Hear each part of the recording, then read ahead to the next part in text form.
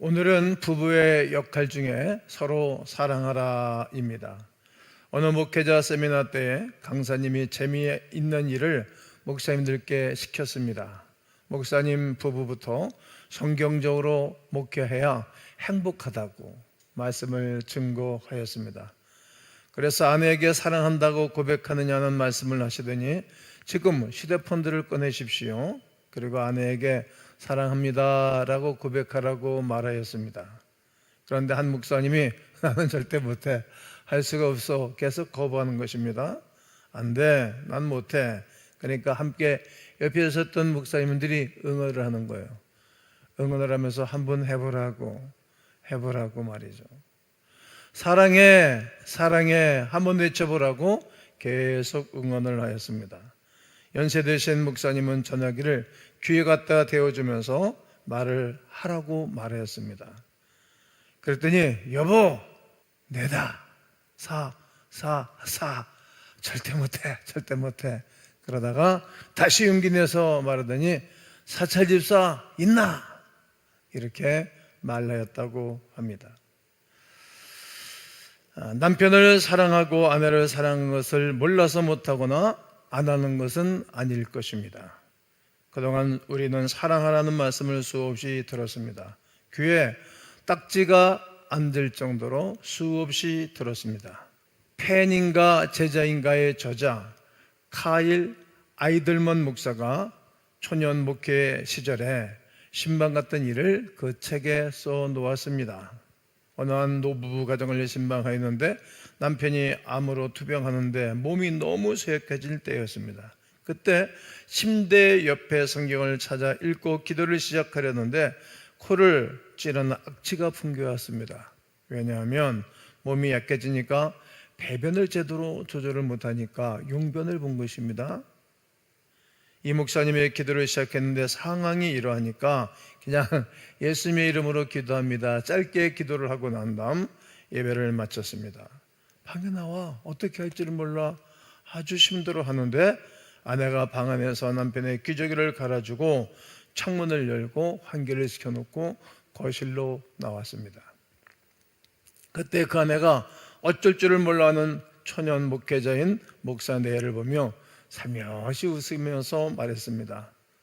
아플 때나 건강할 때나 순종하고 사랑하겠다고 약속했지요. 지금이 그런 상황일 뿐입니다. 우리는 모두 서약한 사람들입니다. 무엇을요? 결혼할 때 어느 때나 순종하고 사랑하겠다고 말입니다. 그 말의 구체적인 의미가 무엇입니까? 남편이 승진할 때나 해고할 때나, 아내가 임신할 때나 혹 유산을 하였을 때나, 집을 구입할 때나 집을 팔고 좀 더 싼 집으로 이사할 때나, 근사한 식당에서 외식할 여유가 있을 때나, 한 주 내내 라면만 끓여 먹을 그런 상황 가운데 있을 때나, 많은 돈을 모았을 때나, 카드 연체가 되었을 때나, 건강할 때나, 늙어서 휠체어를 타고 휠체어 신세를 질 때나, 모든 상황에서 순종하고 사랑할 것이라고 서약하였습니다. 그런데 이 서약을 잊어버리니까 싸우는 거예요. 어렵고 힘든 일이 생기는 것입니다. 이 서약을 기억한다면 싸울 수 없겠지요. 그렇겠지요? 그러나 그런 서약을 하고도 부부 사이에는 쉽지 않습니다. 순종하고 사랑해야 하는 것을 알지만 말이죠. 많은 부부가 싸우는 것이 정상이라고 생각하고 있습니다. 어떻게 안 싸우고 삽니까? 그런데 그 생각이 어디서부터 오는지 잘 분별하셔야 합니다. 부부 사이가 왜 이렇게 힘이 든 것입니까? 누구라도 부부 사이가 쉽지 않습니다. 싸우고 삽니다. 깨어진 가정도 있고 깨어진 부부도 있습니다. 심각한 정신적 고통을 느끼면서 살아가는 부부들도 있습니다.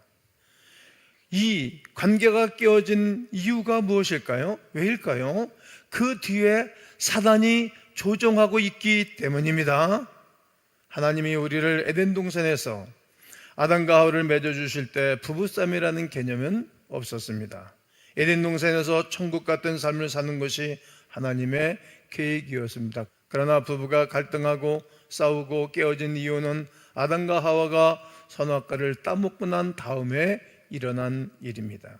처음 아담에게 하와를 주었을 때 하와 보기를 인내 뼈 중에 뼈요 살 중에 살이로다. 창세기 2장 23절에 고백했습니다. 아담의 눈에 하와가 나무로 여기지지 않았습니다. 온전히 자기 자신입니다. 그랬던 관계입니다. 그런데 선악과를 따먹고 난 뒤에 아담의 눈에 하와가 전혀 다르게 보이기 시작한 것입니다. 아담은 하와를 그 여자라고 3장 12절에 말했습니다. 뼈 중에 뼈, 살 중에 살이었습니다. 그런데 그 여자가 이렇게 말했던 것입니다. 그 여자가 잘못했기 때문에, 그 여자가 나에게 이 열매를 따먹었기 때문에, 그 여자가 나에게 못되게 잘못했기 때문에 이렇게 잘못된 것입니다. 이렇게 말해주는 것입니다. 엄청난 차이가 생긴 것입니다. 부부 사이에 문제가 생겼습니다. 그것은 어떤 것입니까? 서로 잘못한 죄 때문입니다. 부부 사이를 깨뜨리려는 사단의 전략을 잘 알아야 합니다. 사단은 온 인류가 하나님을 떠나 멸망하기를 원했습니다. 요한복음 10장 10절을 다 함께 읽겠습니다. 시작. 도둑이 오는 것은 도둑질하고 죽이고 멸망시키려는 것뿐이요 내가 온 것은 양으로 생명을 얻게 하고 더 풍성히 얻게 하려는 것이라. 그렇습니다. 교회의 원형을 깨뜨렸습니다. 교회의 가장 기본 단위이자 최소 단위는 가정입니다. 그리고 가정의 중심은 누가 뭐래도 부부입니다. 그래서 사단이 남편과 아내 사이를 치는 것입니다. 우리가 부부싸움을 왜 합니까? 부부싸움이 당연해서인가요? 안 그렇습니다. 그 뒤에 사단이 초종하고 있는 것을 우리는 알아야 됩니다. 분별력이 있어야 하는 것입니다. 앞으로 부부 문제는 계속해서 심각해질 것입니다. 아마 우리가 상상도 못하는 사회를 경험하게 될 것이라 생각됩니다. 그래서 부부 문제는 지금보다 훨씬 더 심각해질 것입니다. 그래서 배우자를 볼 때 어떻게 해야 됩니까? 예수님을 먼저 바라보아야 합니다. 히브리서 12장 2절에 보면 믿음의 주요 또 온전하게 하시는 이인 누구를 바라보자? 예수를 바라보자. 예수님을 바라보셔야 하는 것입니다. 여러분, 예수 그리스도는 어떤 분이십니까? 우리를 구원해 주신 구원자이십니다. 그분이 나를 구원해 주셨고 우리 부부 사이도 구원하시고 가정도 구원하시고 국가도 구원하시고 민족도 구원해 주실 수 있는 분이십니다. 부부 문제는 구속의 문제입니다. 예수를 믿고 진정으로 구원받았다면 아내가 아주 귀하게 보일 것입니다. 구원은 단순히 천국에 가는 것만 말하는 것이 아닙니다. 우리 모든 삶에 대한 구원입니다. 할렐루야. 남편과 아내의 관계는 우리 삶의 가장 중요한 관계입니다. 예수를 믿고 구원을 받았다면 남편과 아내 사이도 구원을 받아야 합니다. 우리가 배우자를 볼 때 예수님의 보는 눈을 가진다면 예수님께서 우리 가정을 놀랍게 구원해 주실 것입니다. 남편과 아내의 관계를 예수님께서 놀랍게 치료해 주시고 온전히 해결해 주실 것입니다. 할렐루야. 아마 어떤 분들은 믿어지지 않겠습니다. 정말 그렇게 간단한가요? 예수님만 바라보시면 진짜 우리의 문제가 해결될 수 있을까요? 선뜻 이해가 안 되는 분들도 있을 것입니다. 어떤 젊은 부부는 이렇게 말했답니다. 예수님이 아기를 낳아봤어? 예수님이 결혼을 해봤냐고? 우리 문제를 이해할 수 있겠어? 정말 예수님이 아이를 왜 안 길러봤을까요? 저와 여러분의 기록이 있지 않습니까? 찬송 570장 보면은 주는 나를 기르시는 목자요 나는 주님의 귀한 어린 양 푸른 풀밭 맑은 시냇물가로 나를 늘 인도하여 주신다. 주는 나의 좋은 목자 나는 그의 어린 양 저를 따라 꼴을 먹여 주시니 내게 부족함 전혀 없어라. 여러분, 예수님 우리를 길러내고 계신 것 아닙니까? 얼마나 그분이 고통스럽고 얼마나 힘이 들었겠어요. 정말 예수 그리스도께서 우리 가정, 자녀, 부부의 문제를 해결해 주실 수 있을까요? 있습니다. 물론입니다. 11에서 12장 1절을 다 함께 읽겠습니다. 시작. 이러므로 우리에게 구름같이 둘러선 허다한 증인들이 있으니 모든 무거운 것과 얽매이기 쉬운 죄를 벗어버리고 인내로서 우리 앞에 당한 경주를 하며 반드시 기억할 것이 있으면 어떤 것입니까? 많은 증인들이 우리를 바라보고 있다는 거예요. 오늘 예배당에 나와서 예배드린 여러분들 서로 보고 계시지 않습니까? 그 서다한 증인들입니다. 우리가 왜 결혼식 할 때 증인 앞에서 이런 말을 씁니까? 부모가 증인이고, 가족이 증인이고, 친구가 증인이고, 오신 모든 지인들이 증인이 아니겠습니까? 허다한 증인 앞에서 우리가 결혼식을 하듯이 예식을 하는 것처럼 말이죠. 허다한 증인들이 우리를 바라보고 있는 것입니다. 히브리서를 기록한 저자가, 대필자가 이 말을 하고 있는 것입니다. 분명히 명심해야 할 것이 있습니다. 예수 믿는 성도의 삶입니다. 여러분, 예배를 드리시는 것도 혼자 있는 어떤 순간에도 명심해야 할 것은 수많은 증인들이 보는 앞에서 말하고 행동하고 있다는 사실입니다. 그렇다면 우리가 어떻게 죄를 지을 수 있겠습니까? 예수 믿는 사람은 죄 지을 수 없습니다. 많은 증인 앞에 섰는데 어떻게 죄를 짓고 살 수 있겠습니까?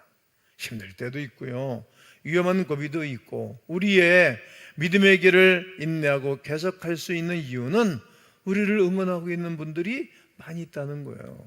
저는 예수님 믿고 외로운 시간들을 몇 년 지났는데 언제가 깨달았어요. 나에게는 수많은 가족이 생겼구나. 이게 다 증인들입니다. 나의 가족들이라는 말입니다. 우리를 환호하고 박수 쳐주는 사람들이 있는데 우리가 어떻게 믿음의 길을 포기할 수 있겠습니까? 많은 분들이 바라보시고 지금도 박수를 쳐주면서 손을 들어주고 하늘을 해주면서 응원하고 계신 분들이 계신 것입니다. 제가 신학 공부를 할 때 신학을 그만둬야 되겠다는 생각을 가졌던 때가 잠깐 있었습니다. 근데 왜 이런 어리석은 생각을 먼저 쓸까요? 이유가 있었습니다. 첫째는 하나님께 너무 송구하고 죄송스러웠습니다. 하나님이 말씀하시고 응답하셔서 시작했는데 하나님을 서운해드리는 격이 되지 않습니까? 두 번째는 우리 고향 성도들이 다 좋아하셨고 축구해 주셨어요. 봉도들도 주신 분들도 있고 책 사보라고 용돈 주신 분들도 여러분들이 계셔요. 그분들이 얼마나 실망하시겠습니까? 또 저희 가족들도 아주 좋아하는 눈치였어요. 응원하는 눈치였습니다.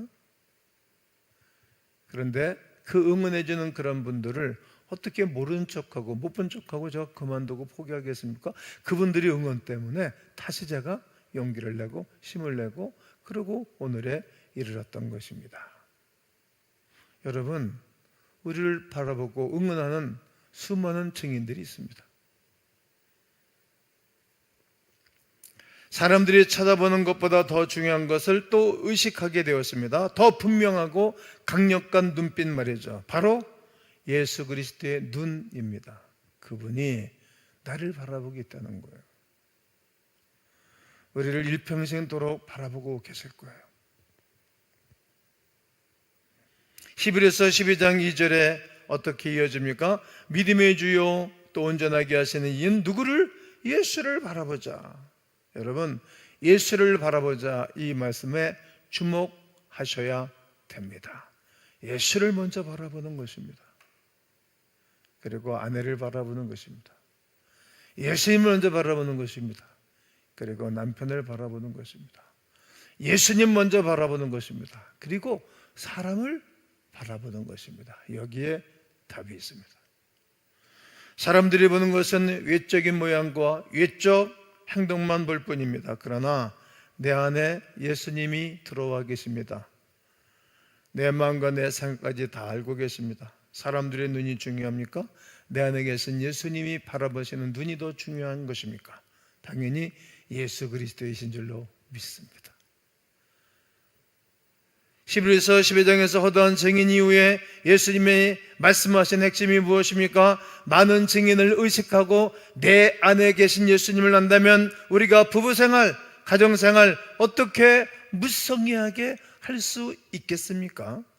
순종하고 사랑하는 것이 어렵겠습니까? 가능하겠지요. 완전히 변화하고 바뀌게 될 것입니다.